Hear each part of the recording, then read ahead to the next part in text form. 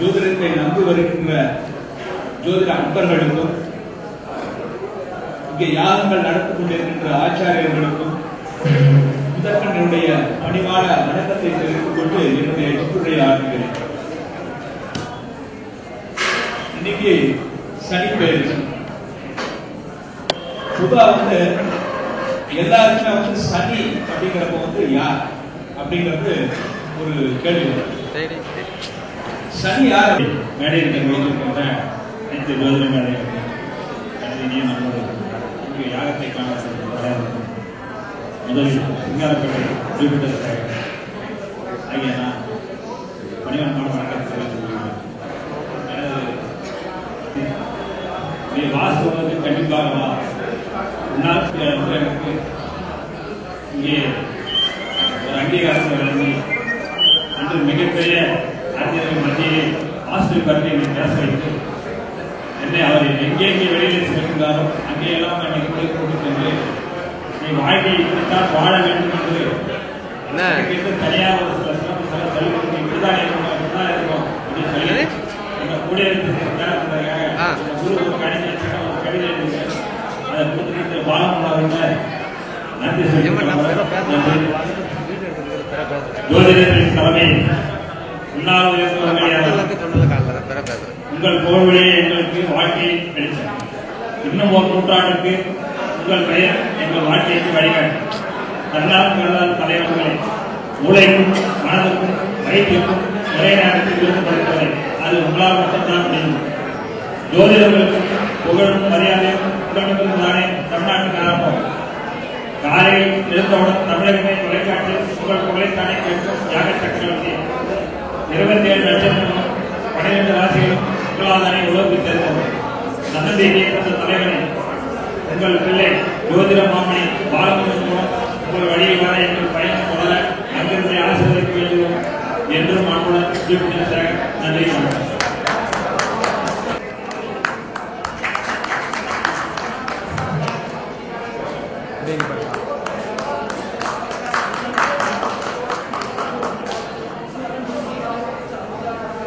ஒரு புற்றிலிருந்து வெளியே வரும்போது ஒரு குழந்தை வெளியே வரும் அப்படின்னு சொல்லுவாங்க. குழந்தை வெளியே வந்த பிறகு அது 11வது திதி அப்படிங்கிறது ஏகாதசி திதி. ஏகாதசி திதிக்கு தேவதை பிரம்ம தேவதை. நான் வாழ்க்கைப்பட்ட அந்த குடும்பத்திற்கு ஒரு பிரதி உபகாரமாக அந்த குழந்தையை பெற்று அந்த பெண் பிரம்ம தேவதையாக கொடுக்கிறாள் அப்படிங்கிறது. அதுக்கப்புறம் கொடுக்கறது யாருக்கிட்டன்னா அவர் அப்பா கிட்ட, அதாவது தன்னுடைய புருஷன் கிட்ட கொடுப்பார். அந்த பெண் அந்த புருஷன் கிட்ட கொடுக்குறாங்க இல்லையா, அந்த புருஷன் மகாவிஷ்ணுவுக்கு அந்த குழந்தைய கடைசி வரை காப்பாற்றணும். அதனால காக்கும் கடவுள் அப்படிங்கிறப்போ அந்த புருஷன், அதனால 12வது திதி அப்படிங்கிறப்போ துவாதசி திதி. அந்த துவாதசி திதி தேவதை யாருன்னா விஷ்ணு அப்படின்னு சொல்லுவாங்க. அதுக்கப்புறம் திரையோதசி திதி. திரையோதசி திதி என்ன, அதோட தேவதை அப்படிங்கிறப்ப மன்மதன் அப்படின்னு சொல்லுவாங்க. எப்பவுமே திருமணம் ஆகாத ஆண்களுக்கும் திருமணம் ஆகாத பெண்களுக்கும் தோஷ பரிகாரங்கள் எந்த இடத்துல செய்தாலும் பழிக்கும் அப்படின்னா திரையோதசி திதியில செய்தால்தான் பழிக்கும்.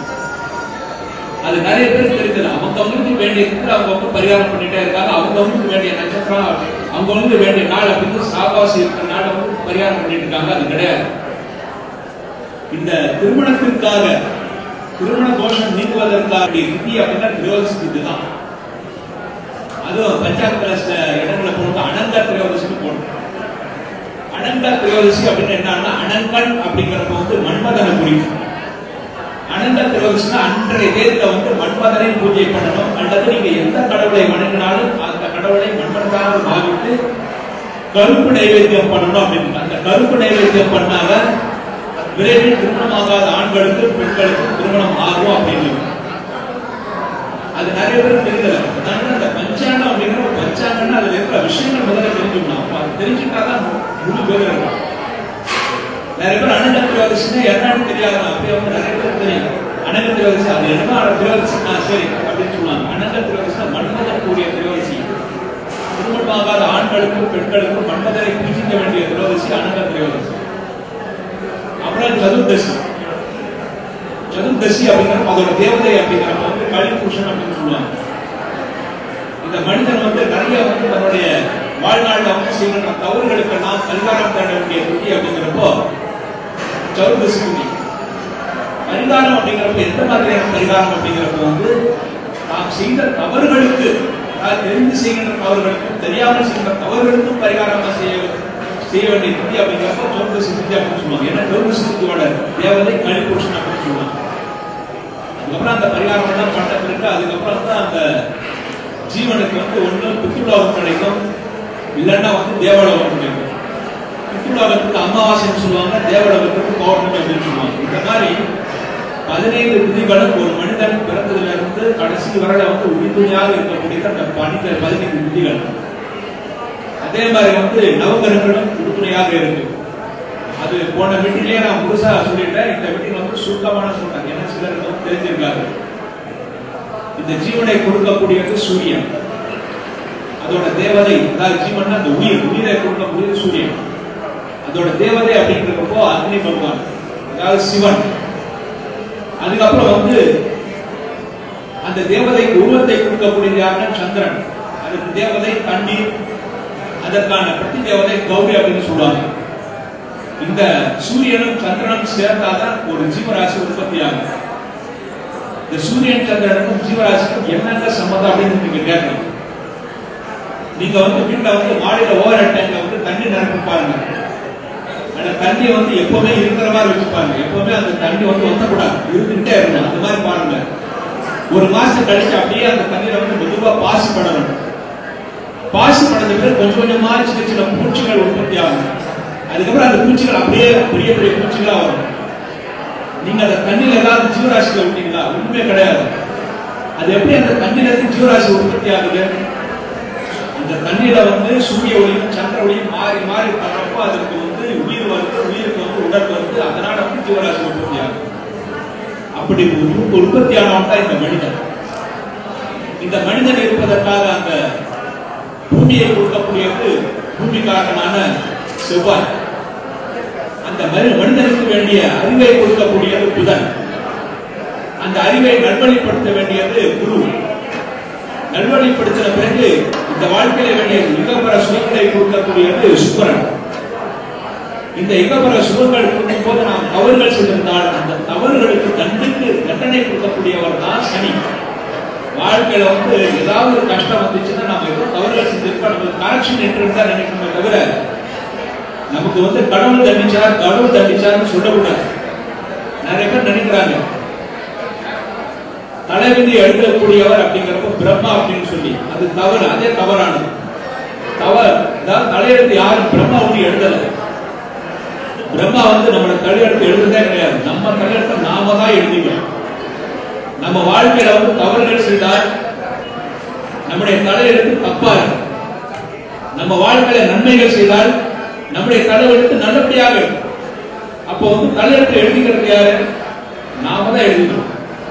அதுதான் வந்து ஜோதிடத்துல முதலே சொல்லுவாங்க, ஜனனி ஜென்ம சௌக்கியானாம் வர்தனி குலசம்பதாம் பதவி பூர்வபுரியானாம் நிக்கதே ஜென்ம பத்திரிகா அப்படின்னு.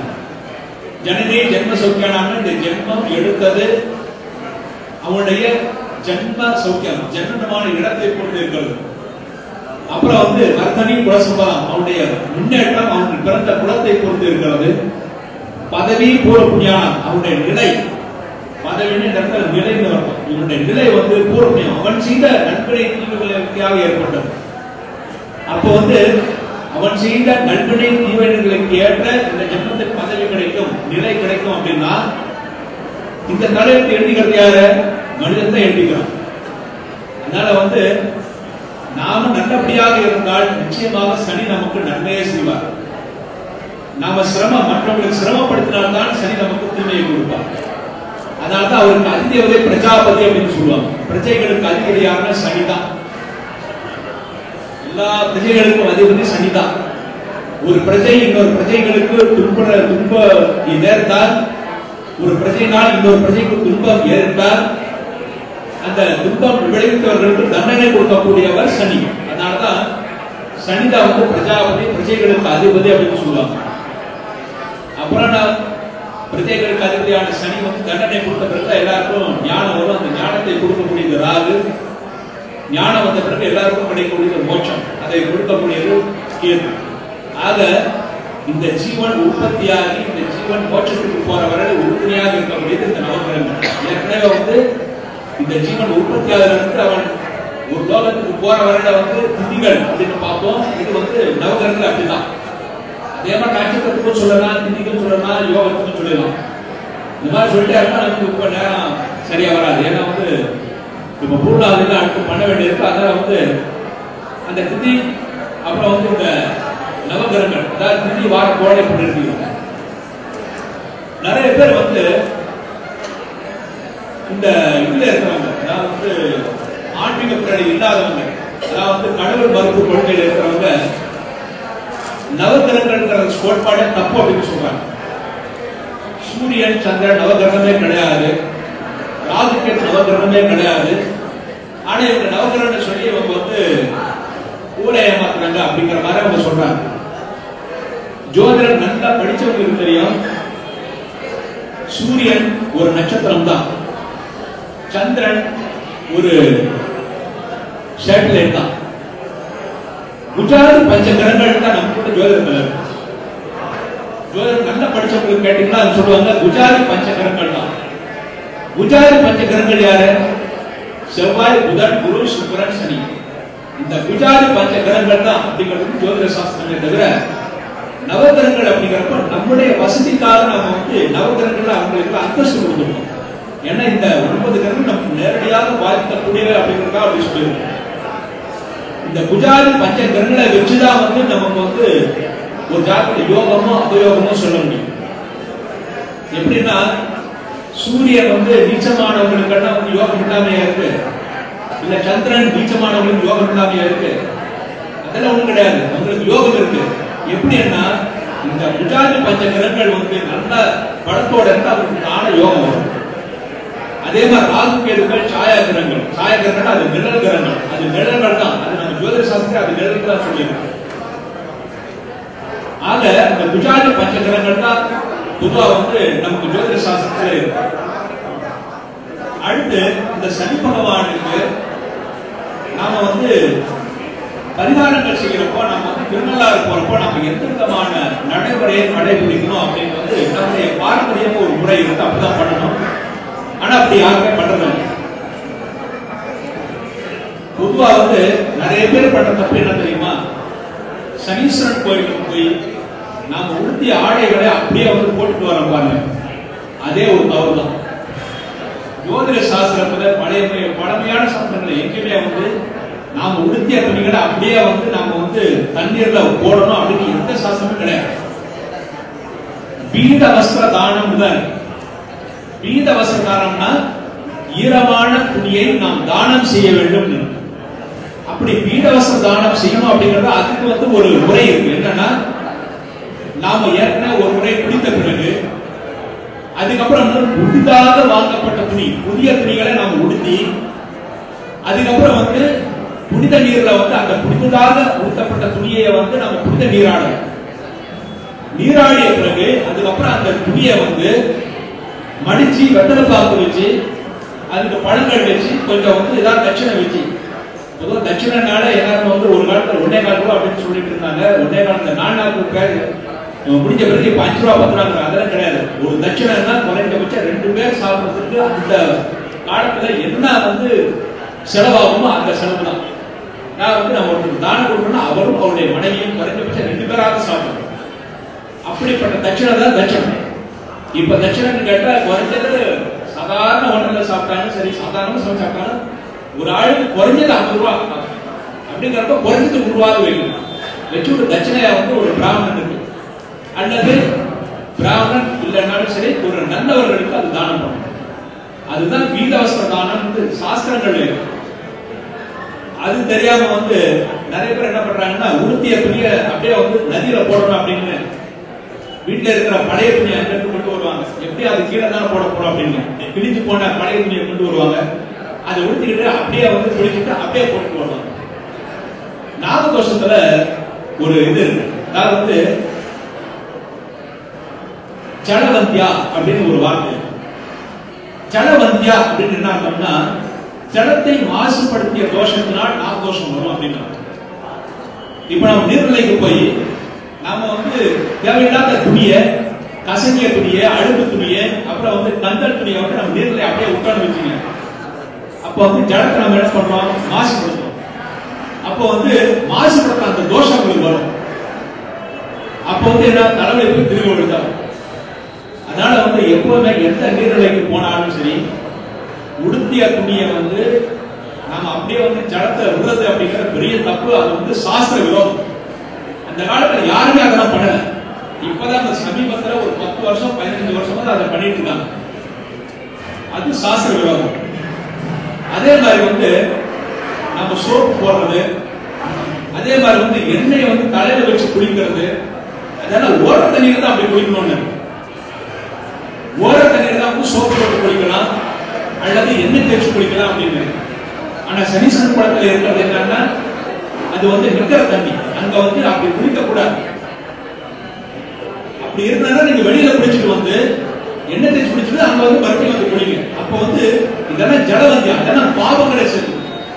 ஆனா அங்க வந்து பிரதானமா போறவாள்னா நீங்க எப்படி டிவியில பார்த்து எல்லாரும் காலையில வந்து எண்ணெய் தேய்ச்சி குளிக்கிறாங்க. அப்ப என்ன, அந்த வந்து அந்த நீர்நிலைகளை மாசுபடுத்திய குற்றம் தான் வரும். இதெல்லாம் தவறானது. சாஸ்திர விரோதமா இருக்கிறவங்க இப்ப சாஸ்திர சம்பிரதாயம் அப்படின்னு சொல்லி நாமளே சொல்லிடுவோம். உதாரணம் வந்து நேற்று நடந்ததே, முந்தானத்து நடந்ததே ஒரு வந்து சாஸ்திர விரோதம் தான். முந்தானத்து வந்து சனிக்கிழமை ஞாயிற்றுக்கிழமை எல்லாரும் ஆஞ்சநேயர் ஜெயந்தி கொண்டாடினாங்க. அதே சாஸ்திர விரோதம் தான். அது எத்தனை பேருக்கு தெரியும்? பட்டாச்சாரிகளுக்கு தெரிய மாட்டேங்குது. சர்வ அமாவாசைங்கிறது வேற, விரத அமாவாசைங்கிறது வேற. சர்வ அமாவாசை அப்படிங்கிறப்போ அபராண்ட காலத்துல வந்து அமாவாசை பற்றி கலப்பு இருந்தா அதுதான் சர்வ அமாவாசை. அதுக்குதான் பித்ருக்களுக்கான அமாவாசை. விரதங்களுக்கான அமாவாசைங்கிறது எதுன்னா, காலையில வந்து 10:48 நிமிஷத்துக்கு பிறகு, அதாவது 12 நாளிகைக்கு பிறகு 18 நாளிகைக்குள்ளார என்னைக்கு வந்து அமாவாசை இருக்கோ அது விரத அமாவாசை என்பது. 2 நாளும் இந்த மாதிரி கலப்பு இருந்தா முதல் நாள் வச்சுக்கூடாது, 2ஆம் நாள் தான் வச்சுக்கணும் அப்படிங்கிறது சாஸ்திரம். அதன்படி அப்ப வந்து ஆஞ்சநேயர் ஜெயந்தி திங்கட்கிழமை தான் கொண்டாடி இருக்கு. இது வந்து நம்ம இந்து சம்பிரதாயத்துல செய்கிற இந்த மாதிரியான தவறுகள். முருகல் ஆராய்ச்சி மையம் நடத்தும் இந்த மாபெரும் சனிமேட்சி யாகத்திற்கு நகைச்சுவை நடிகர் செந்தில் அவர்கள் வருகை தந்தது எங்களுக்கு மிகவும் மகிழ்ச்சி அளிக்கிறது. அவருக்கு முருகல் ஆராய்ச்சி மையத்தின் சார்பிலாக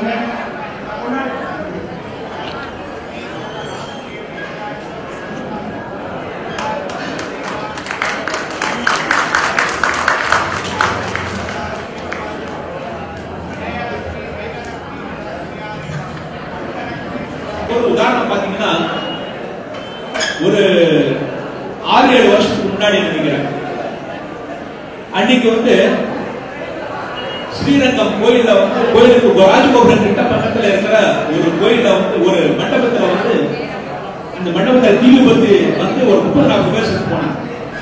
அதுக்கு என்ன காரணம் நினைக்கிறீங்க? அது அவங்களுடைய தோஷமா? கிடையாது. அந்த கோயில பண்ண தவறு.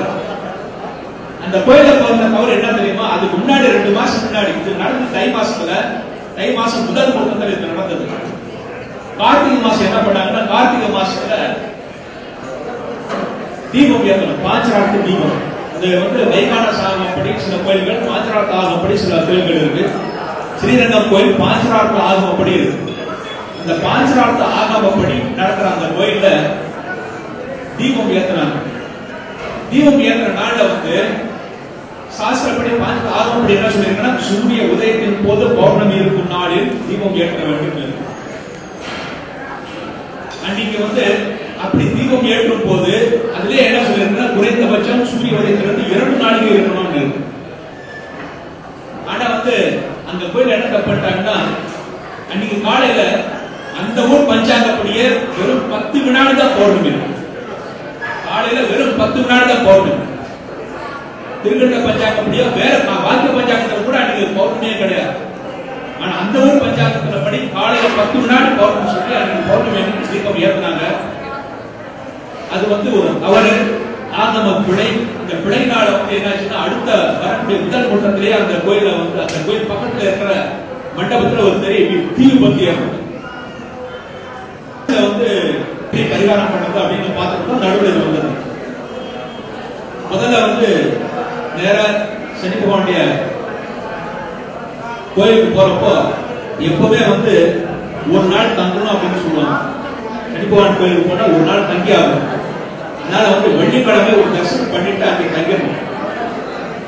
வெள்ளிக்கிழமை ஒரு தரிசனம் பண்ணிடணும். ஏன்னா சுக்கிரனுக்கு ரொம்ப, அதாவது சனிக்கு ரொம்ப பிரீதியான, ரொம்ப நட்பான தேவதை யாருன்னா, கிரகம் யாருன்னா சுக்கிரன் தான். சனியும் சுக்கிரனும் மிக மிக நெருங்கிய நண்பர்கள். அதனால நமக்கு சுக்கிர கடாட்சம் கிடைக்கணும், சனி தோஷம் விளையாடுனா முதல்ல வெள்ளிக்கிழமையே சாயங்காலம் ஒரு தரிசனம் பண்ணிடணும். அது முக்கியமா சுக்கிரவாரையில பண்றது ரொம்ப விசேஷம். சுக்கிரவாரையில நான் சனி தரிசனம் பகல்லையோ காலையோ சாயங்காலமோ சுக்கிரவாரையில முதல்ல சனி தரிசனம் பண்ணிடணும்.